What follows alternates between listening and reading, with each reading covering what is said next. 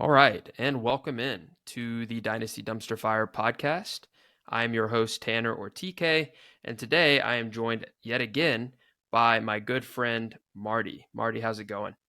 Good. How you doing, dude? Thank you for having Pretty me. good. Yep, no problem. Happy to have you. It's always nice to chat Dynasty, and we do it enough off camera anyway, so why not make some podcast content as well? So the goal for today is we are going to go through a couple of dynasty buys and sells that we both have based on their current market value. It worked out nicely because we kind of ended up with one or two running backs and two wide receivers. And just for some context before we get started here, we used Keep Trade Cut, which, if you don't know what that is a crowdsourcing dynasty site that kind of aggregates data about in terms of positional rankings as well, and it has a pretty good trade calculator on it as well. And we use that to value the players that we're going to talk about. So when we reference their ADP or where they're being placed within their specific position, as well as other values comparable to them, that's what we're going to be using in terms of our source. So I just wanted to kind of lay that out before we get started here. And you ready to get going, Marty? Yes, sir. All righty. So I'm going to start off here, and I'm going to start with a buy, and I'm going to list running back Najee Harris as my first buy. So Najee Harris, 25 years old, going into his third year in the league. And he is currently being drafted in terms of his ADP at RB 13 and number 54 overall. So in startups and mocks that I've seen, that places him in the sometimes fifth or even early sixth round. And I think at that value or that price, he's an absolute buy. In terms of his statistics last year, he finished as the RB 14, coming off of a top three finish in 2021. And that put him, or he ended up with a little over 1,000 yards and seven TDs, and then about 230 yards and three TDs in terms of his receiving work. Keep in mind that was with a Liz Frank injury that he sustained in training camp. It came out later that he was playing with a metal plate in his shoe, leading all the way up to the bye. Also, keep in mind that he was playing alongside a rookie quarterback that struggled throughout his first half of his season, and the offensive line was bottom of the league in terms of its effectiveness. So I think all of those things will improve. He'll be healthy. Okay, he will have a better. The Steelers address the offensive line both in free agency and in the draft. And I do expect Kenny Pickett and that offense overall to take a pretty significant step up going into this next season. Now, in terms of what I would pay, or what were some comparable values that I think would be worth it to acquire Najee Harris, I think he's worth any 2023 first after about the 107. After you get past the guys like John Jackson Smith and Jigba, and then your pick of Quentin Johnston and Zay Flowers. I think once you get into that range where you get past that tier, that there's no other running back that I think is worth your pick more than Najee. A couple of other things that I think are going that he has going for him as well. Again, and I forgot to mention this earlier, he's going to be with the Steelers for probably 3 more years because of he'll have his fifth year option probably picked up since he was a first round pick. So I think he's pretty secure. A couple of other things that I said that I would pay for him is any mid to late 24 first as well. I also would pay a running back like Ramondre or Kenneth Walker, who are right in that same range, to acquire Najee Harris because of the production that I think he's going to provide you. He doesn't have a lot of tread on his tires, being only in his third year. Lots of improvement that I see kind of happening within that offense. And he also gets, again, quite a significant workload that I think will kind of lead him to a likely running back one finish in this upcoming season. So how do you feel about that first buy, Marty? Well, I'm a fan of Najee. He served my team well. I mean, he's young. He really reinstated himself this past season. There was a lot of question marks, especially with the induction. I believe his name was Warren, the running back for they picked up from the last draft. But he really solidified himself, so I don't think there's any doubt that he'll maintain that integrity. Now, will there be competition? Yeah, but I think if he continues the way he's on, I don't think he'll have anything to fear about, especially for any fantasy owners. And yeah, and I agree. I think the thing about Najee that makes him well worth a fourth, fifth, or even sixth round uh, comparable asset is that he is going to get a ton of work. I think he wasn't super efficient his first two seasons, but just the significant or the sheer amount of carries that he got, or just any running back would be propelled into that RB1 conversation. So again, I'm not just saying this because I'm biased. I am a Najee owner in one of my bigger, more important leagues, but I think he's just kind of a screaming buy at that range. And if you can pick him up in the fifth round or sixth round of a startup, after beefing up your other positional roster spots before that, I think that's a great start. Yeah. So I'm going to move on to our second buy here. This will be Marty's first buy, and that is going to be a receiver this time, and that is going to be wide receiver for the Jacksonville Jaguars, Christian Kirk. So, Marty, do you want to tell us about why you think Kirk is a dynasty buy at this current moment? Well, Kurt has done his job. He had last season, first season with the Jags to really prove his point. He did an exceptional job. He finished up his career with the Cardinals the season before that. He maintained that. I know with the induction of Kevin Wrigley, there's a lot of question marks because his job is now going to be wide receiver too.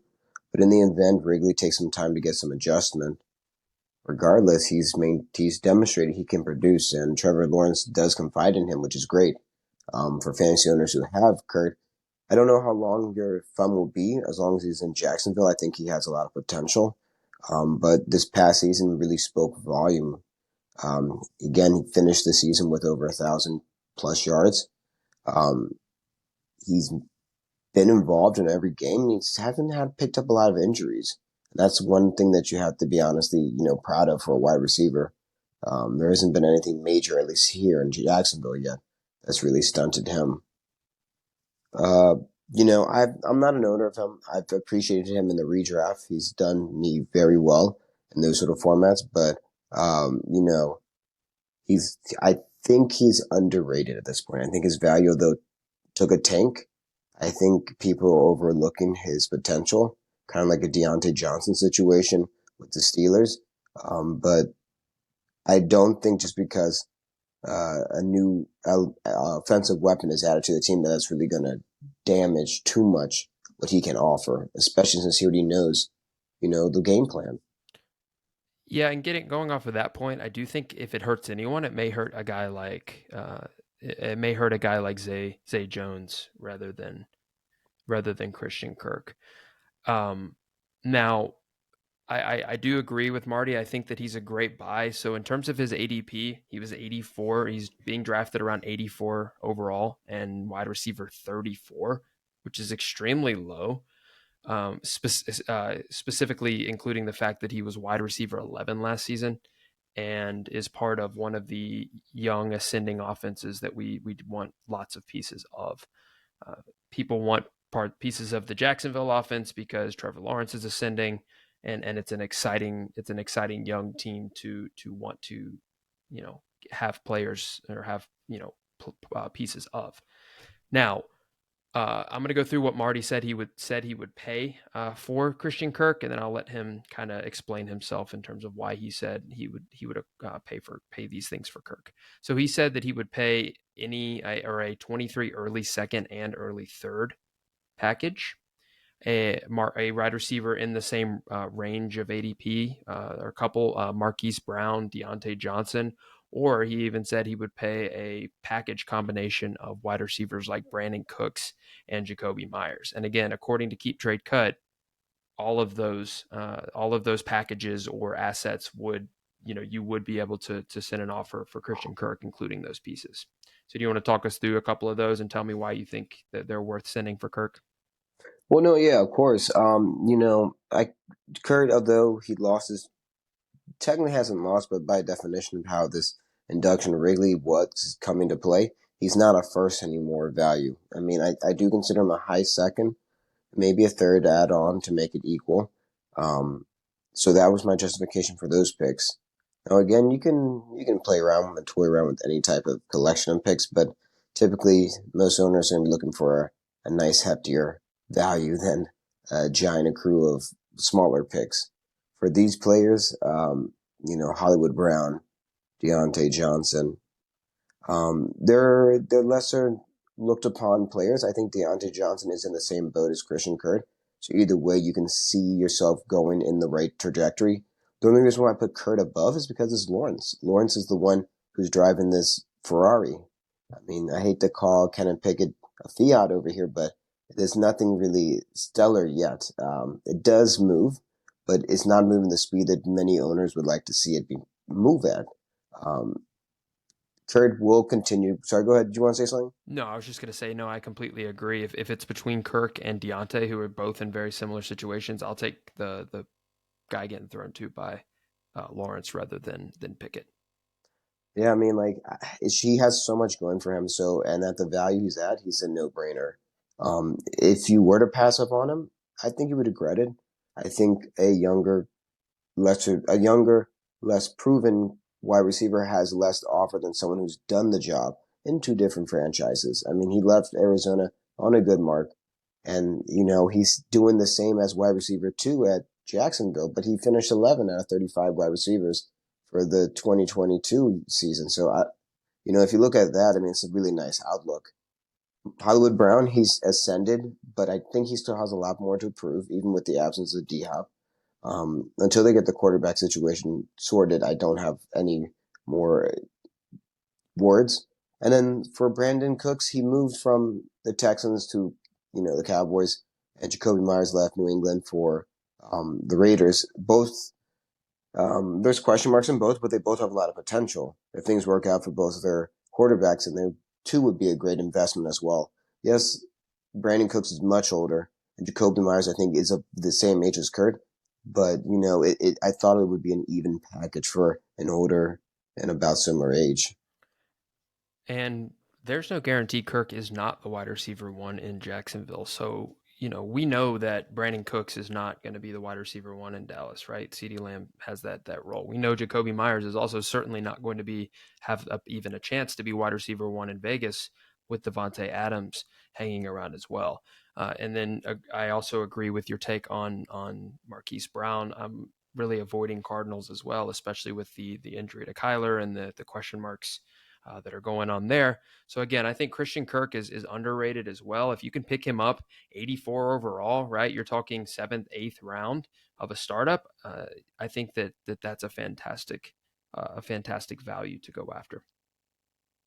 So moving into our cells at this point, I'm going to go to stay in the wide receiver position, and I'm going to talk about somebody who I think is a little bit, or will be a little bit controversial because there are, quite a few people within the Dynasty community that really like this player. And that's going to be Christian Watson, wide receiver of the Green Bay Packers. So Christian Watson is 24 years old, had an interesting rookie season last year. He finished as the wide receiver 41 in PPR, had a little over 600 yards off of 41 receptions and 7 TDs. Now, some things to keep in mind when you think about Christian Watson is that he missed a significant chunk of the season last year due to injury, and he had extreme efficiency in the games that he was able to play and complete. Uh, he was propped up by that insane touchdown count. There was a game where he had 3 or 4 touchdowns last season, and anybody that knows fantasy football or knows Dynasty knows that's not sustainable, right? 2-3 touchdowns a game that he was averaging in that span is not something that I think is going to continue. And in terms of his ADP, he's being taken as a top 20 wide receiver 19, 58th overall. That means you're getting him or seeing him drafted as early as the fourth and most of the time in the fifth round. of your Dynasty startup. For me, that's a little bit early.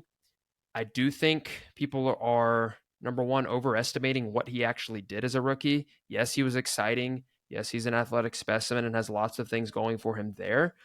But he had 600 yards, right? He had 41 receptions, couldn't stay healthy. Let's not forget that the Packers also drafted another wide receiver in Reed that a lot of people are high on and are expecting to come in and make an immediate impact in that offense. And then lastly, the other thing that you have to consider is he had Aaron Rodgers, one of the best quarterbacks, one of the most proven quarterbacks in the league, throwing him the ball. That's not happening next season. He's getting thrown to by a big question mark of a quarterback in Jordan Love. So I think a lot of those things kind of lend themselves to him being a pretty obvious sell, in my opinion. If you can get top 20 wide receiver return for Christian Watson, I think that that's a pretty good move to make. Now, in terms of what I would sell him for, I think I would sell him for anything earlier than the 108 in 2023 rookie drafts. So anything 1.08 or earlier. I would take any of the rookie receivers in the first round that are going in the first round of this draft over Watson. Do you agree, or would you? I got no disagreement. I even would argue that what's his name, Quentin Johnson going to the Chargers is I don't know. I mean, it just if you look, I don't know. I would argue that he would might have a better rookie season than Watson. I'm just he. It's all about it. Go ahead, but continue. But it's all about those injuries. Yeah, no, and that's what I'm saying. I think I would take JSN, I would take Quentin Johnson, I would take Jordan Addison, and I would even probably take Zay Flowers over Watson at this point. Seeing as that again, he was exciting, but if you look at his stats and a lot of his numbers, he wasn't as impressive, and he was working off of extreme unsustainable efficiency. I also would probably just re-roll and take a mid to early first if you could get one for him as well. Uh, if there's a chance that it ends up being early and you can get a guy, like Marvin Harrison, maybe it's a pick that the owner thinks is going to be mid and it ends up being the one or two or three. I would easily take Marvin Harrison Jr. over Christian Watson, and I would even take quite a few wide receivers below his value in terms of wide receiver rankings, according to Keep Trade Cut, over him as well. I would take Devontae Adams straight up for Christian Watson. He's older, but he's going to produce, and I think that he still has more value. I would take Jerry Jeudy over Christian Watson. Jerry Jeudy, again, has been in the league a little bit longer, but had a significantly better season last year and is part of an offense that I believe will take a step up rather than a regression. And I would also take DJ Moore heading to Chicago over Christian Watson as well. I think all of those assets are somebody that if I could swap straight up or even get a plus on top of those three guys for Christian Watson, I'm doing that all day long. You have any thoughts on that, Marty? No disagreement. I mean, like I really enjoyed Watson. I had him in one of my redraft. He did explode during that little period of time, and it was lovely being one of the owners. But those injuries really, and then it's Aaron Rodgers. Until we see what he can do under Jordan Love, he's not a versatile wide receiver like DJ Moore, Devontae Adams, Jerry Jeudy. A lot of these wide receivers you mentioned have been under different quarterbacks, and I know he just had his rookie season, so he technically hasn't had the time. But until we see that in the NFL level, there's still a lot of question marks, in my opinion. Yep. So again, I'm not drafting him in the fifth round of a startup, probably. I think there's players that I would much rather have at multiple positions uh, over Christian Watson. So moving into our final sell of the episode here. So again, somehow it worked out in a way where we had one wide receiver sell and buy, and one running back buy and sell, and that is going to be Marty's big glaring sell of Alexander Madison, running back of the Minnesota Vikings, a 25-year-old running back being valued on Keep Trade Cut as the running back 21 and being drafted at his current price. And I do expect that to climb as we get closer to the redraft season at player 94 overall.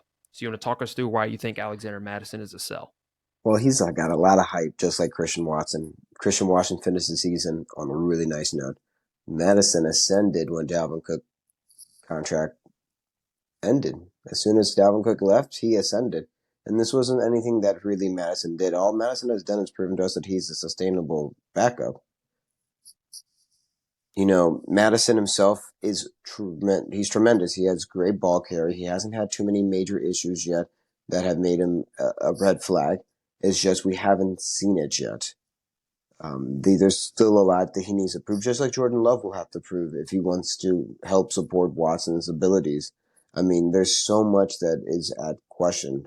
And as a team such as the Minnesota Vikings, who have been known for running the ball, I do wonder what's going to happen in the event he doesn't do well. I mean, Chandler never really got to see much of the light, and they just drafted a new guy named McBride. I mean, there's no one really there who's a key figure who's really going to stand out. So that's why Madison is going up. The reason why I say to sell is because he's having a lot of speculation, and people pay high on speculation. He's done well. As you can see, his stats don't really speak anything crazy. But if you look at what this value has done to his ADP, you can argue that he could be worth something more than he really is. That's why I would propose to seek something out, such as a 2023 or 2024 late first. I don't think he's anything above a 110. I don't at all. I think he's a 111 or 112 minimum. I think you can get something better in a second rounder and maybe some additional add-on picks to that. But the craziest part is that he's been valued so high that you can probably get him for someone such as Joe Mixon and Isaiah Spiller. Isaiah Spiller may not see the job or may see action until Eckler leaves, the Chargers. But Mixon is amazing for the Bengals. And yes, I know that he's a little older, but again, Madison still has nothing to prove, and that's the reason why I would sell. He's hot. Everyone is talking about him. He's trending. I like it. Yeah, I think that this is a great sell, right? RB21 for a guy who's never finished inside or he's finished inside the top 40 running backs one time. Although, again, that's due to opportunity, due to being sharing a backfield with Dalvin Cook, all of those things. It's a lot of projection. And again, if you can sell him for like Marty said, a guy like Joe Mixon, and then just get an add-on as well, whether it's a pick or a question mark running back, like a young guy like Spiller or somebody like that, why would you not? Right? Joe Mixon is what 1 year older than Madison, and has proven it year after year after year. Is on an offense that we like a little bit better than Minnesota, and there's risk associated with Alexander Madison. What happens if we get to training camp and the Vikings drop a bomb and sign Zeke or Leonard Fournette, and then all of a Mm-hmm. sudden, right, Madison is relegated to a pass catching back or a split time type of guy. I just think that there's a lot of things that can go wrong. Another sell that or package that Marty put together here that I think is really interesting and one that I like the best probably of all of them is he also put that according to Keep Trade Cut, you could sell Alexander Madison for Alvin Kamara and Jamal Williams, right? Similar or better production, and you're getting two of them. So if you're in any high starting league with a large amount of starters, take both of those players, right, and get similar production. And you know, I definitely think that Alexander Madison is a sell. So I think that this was a really good one. Yeah, no. If I was drafting him in a startup, I wouldn't. But if I had him and he was someone I picked up late in my initial draft, I'm selling him. I would sell him for whatever I can get. I mean, to get two players from New Orleans would be fabulous. I mean, Kamara was once a player that people were talking about selling, but now you can buy him with a player like Madison, which is kind of unheard of. Yeah, and Madison is so that puts him 94 overall, puts him as an eighth round startup pick. Eighth round, there's still some pretty valuable guys that you can get in that range. But I expect that if no signings are made, I expect his value to keep climbing to the point where he may be being drafted in the top 6 rounds of dynasty startups. And I just don't think a 25-year-old unproven running back who we all of a sudden thinks is just going to come right in and be Dalvin Cook is Hmm. worth that particular amount of value.